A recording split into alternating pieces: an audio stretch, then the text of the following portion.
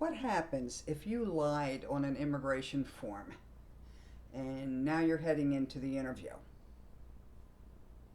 Should you fix it or should you stay silent about it? That's what this video is about. I actually got this question from an immigration group that I'm in on Facebook. And let's see what you would do. This is what this person who posted this was anonymous, so I don't know who this was, but he or she, I'm going to say it was a she, said something to the effect of, I have a concern. I'm in F1 visa status, which means she's in current student status, and I'm filing adjustment of status, and I've been working without authorization. So she doesn't tell us how she's adjusting status. I'm going to presume that she married a U.S. citizen while she's still a student. So she says, I've been working without authorization. On the I-45, I said I didn't work, and my interview is next week. Should I tell them the truth that I'm working, or just say no, as the form said? Please help me. So my response to her was, read the fine print on pages 22 and 23 of the I-45. You are swearing under oath to be honest.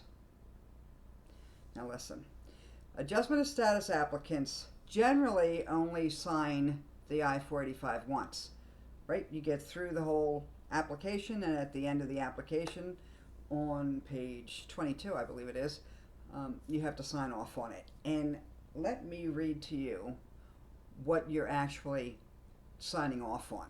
So this is what you're actually signing when you sign this form, right? This is applicant certification and signature. I certify under penalty of perjury that I provided or authorized all of the responses and information contained in and submitted with my application. I read and understand, or if interpreted to me in a language in which I am fluent by the interpreter listed in Part 11, understood all of the responses and information contained in and submitted with my application. That's because a lot of times people would say, oh, well, I didn't really know what I was signing because I can't read English. That's when they started to put these interpreters things on here. You have to list who the interpreter is, and the interpreter has to sign that she actually or he actually read this to you, and that all of the responses and the information are complete, true, and correct. Furthermore, I authorize the release of any information from any and all of my records that USCIS may need to determine my eligibility for an immigration request, and to other entities and persons where necessary for the administration and enforcement of U.S. immigration law. You have to sign that, and you have to date it. So, well, she's got a problem because she lied on the form. In fact, there's two, I was going to look the other question up too. There's two questions that are similar. One is, have you ever worked without permission? And if you worked without permission, you have to say yes. The other one is something to the effect of, have you ever abused your non-immigrant visa? And you generally have to say yes to that too. Certainly if you worked without permission, that's definitely another yes.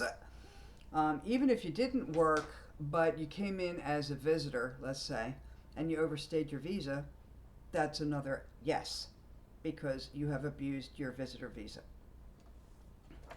So how about the next thing? Let me tell you something about this. Normally, when I would go to an immigration interview, I would always sit behind the couple, right?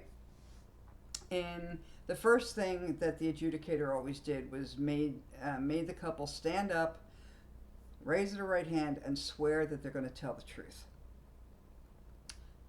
Then everybody could sit.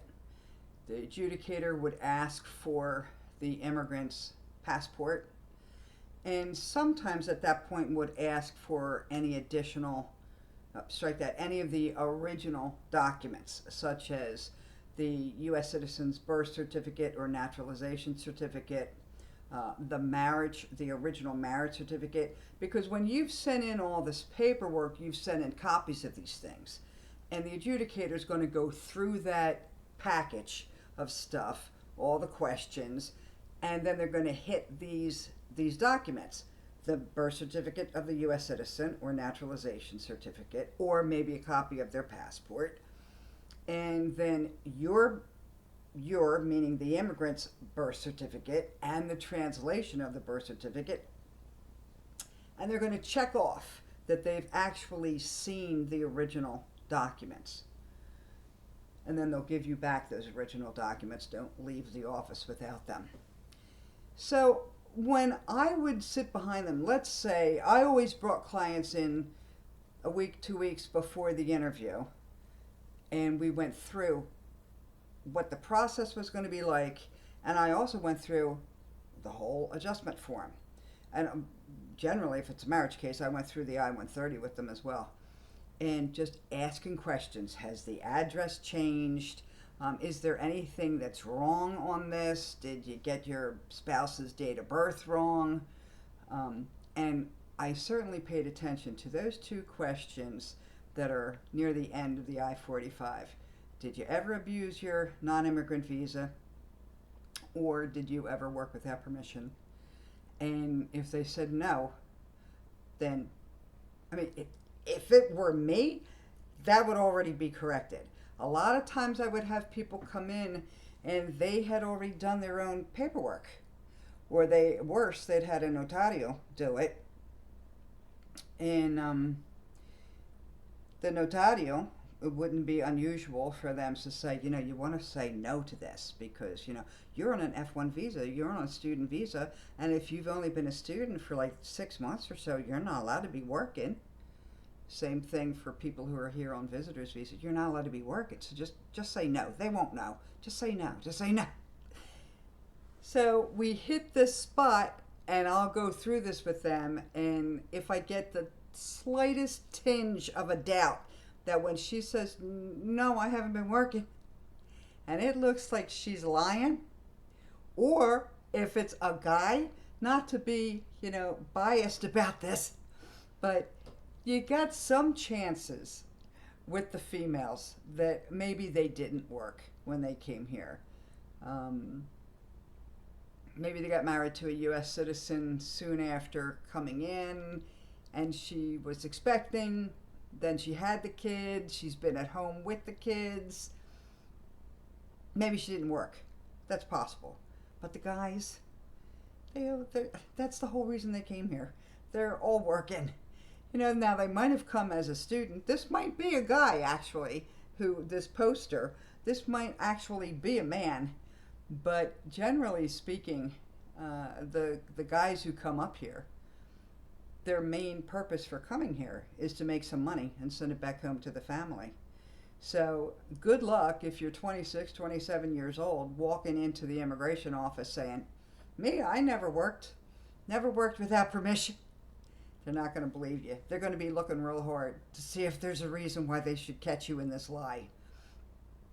So for me, we all walk in together. They remain standing. I get to sit because as an attorney, I have already sworn my allegiance to the Constitution and to be honest and forthright with the government. So I don't have to get sworn in again. And they swear in the couple. And then everybody sits down. They pass up the passports, the birth certificates, whatever. And once the adjudicator has compiled this stuff and she's got herself sort of organized, I would normally pipe up with, there's a mistake we want to correct on the I-45. And normally she'd say, okay, that's all right. We'll get to it. Why do I do it? Number one, it's me saying it and not them. Now, if you're walking into immigration without an attorney, you're going to want to say something up front. You don't want to get caught in a lie. You want to get out ahead of this, okay? The adjudicator is going to go through the entire form, and if changes are needed, he or she will change it, usually with a red pen. Like they cross out, let's say your address has changed, right? He'll cross out the old address, he'll put in the new address, and then put a 1 with a big circle around it. Then they move on to the next question, and the next question, and the next questions. And certainly you want to change the answers to, did you ever work without permission? You go from no to yes. And I don't recall ever having anybody, like an adjudicator, ever question that. Well, why did you say this instead of that? I'm going to talk about what you should say, how you respond to that. If for some reason the adjudicator asks you, well, why did you say no initially? Because, hey, look, every single adjudicator is different. Some are fantastic and they want to do a professional job, and some are out to get you. That's absolutely true. So it just depends on who you get. Once you get through the entire form, now if there are changes, you have to sign the form again.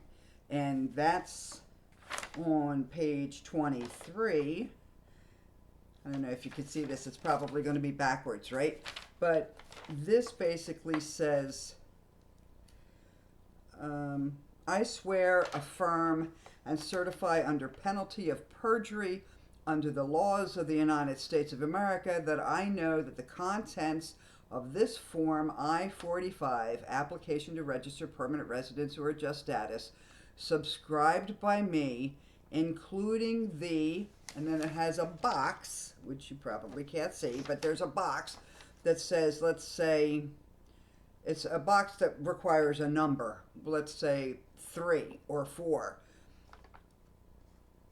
Subscribed by me, including the 3 or 4 or 5 changes made to this application, numbered, and then there's 2 more boxes, numbered 1 through 3 or 1 through 5. Are complete and correct. So then you're going to have to sign the form all over again if there are changes, right? If there aren't any changes, you don't have to worry about it. This is what you're signing to if there are changes. This is on page 23 of the I-45. I swear, affirm, and certify under penalty of perjury under the laws of the United States of America that I know that the contents of this Form I-45, Application to Register Permanent Residence or Adjust Status, subscribed by me, including the blank number of changes, say 5, I'm just making up that number, including the 5 changes made to this application numbered 1 through 5, are complete, true, and correct. All information on additional pages submitted by me with this Form I-45 on numbered pages blank through blank are complete, true, and correct. All documents submitted at this interview were provided by me and are complete, true, and correct. Subscribed to and sworn to, affirmed, before me, and then it's going to have the name of the adjudicator, and the date of signature, and then of course the applicant's signature and date when they signed it. So you're basically swearing twice that everything that you've said is true. One last thing, which I just mentioned above. One last thing. If, for some reason, the immigration officer asks you why you checked no, that you hadn't worked, when actually you had, why did you check no to that originally? Under no circumstances ever say, because somebody told me to check no. Don't say, well, I had a friend help me do this application and they said to check no. Or my spouse said I should check no.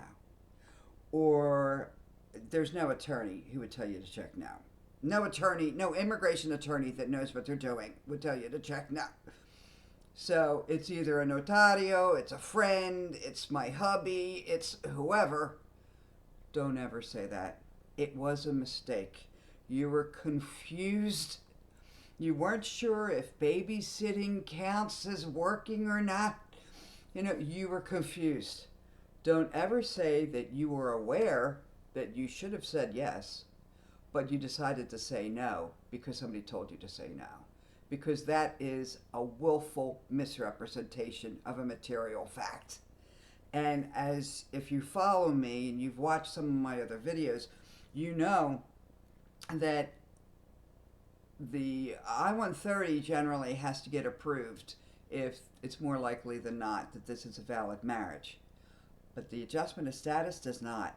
That's a matter of discretion.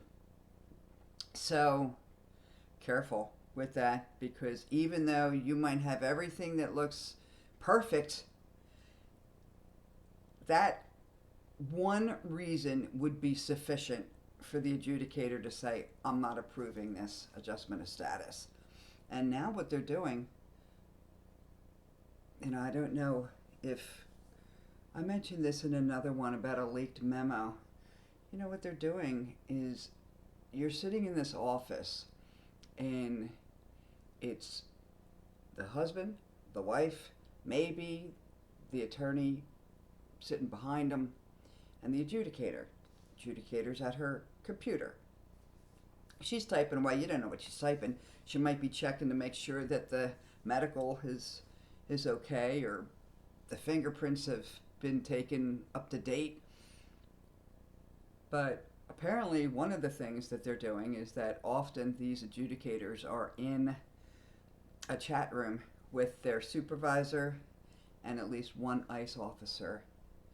And the adjudicator is telling the ICE officer whether or not she's going to approve it. Because if she's not going to approve this adjustment of status, believe me, you're not leaving the building. The ICE agents will be outside in the waiting room, or maybe even in the hallway, depending on which office you're at, waiting for you.